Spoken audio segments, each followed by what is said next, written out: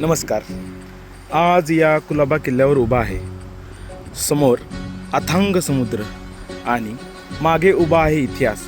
हा फक्त किल्ला नाही, ही साक्ष आहे स्वराज्याची. उद्या शिवजयंती आहे. आपण दिवे लावू, बॅनर लावू, डीजे लावू, पण एक क्षण थांबून आपण विचार करतो का छत्रपती शिवाजी महाराजांना आपण खरंच कसं स्मरतो? आवाजात की विचारात? महाराजांनी स्वराज्य उभं केलं ते शिस्तीवर, धैर्यावर आणि लोकांवरील प्रेमावर. त्यांनी किल्ले बांधले, पण आधी माणसं घडवली.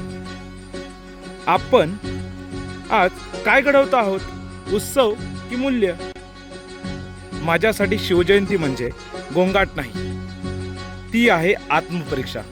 मी स्वतःला विचारतो, माझ्या कामात प्रामाणिकपणा आहे का? माझ्या नेतृत्वात जबाबदारी आहे का?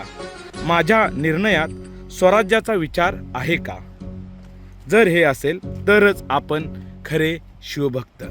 म्हणूनच या शिवजयंतीला मी एक छोटा निर्णय घेतो. मी नाचणार नाही, कारण मला छत्रपती नाचून नाही, वाचून आणि आचरणातून समजतात. इतिहास दगडात नसतो, तो वागण्यात असतो. जय भवानी, जय शिवराय.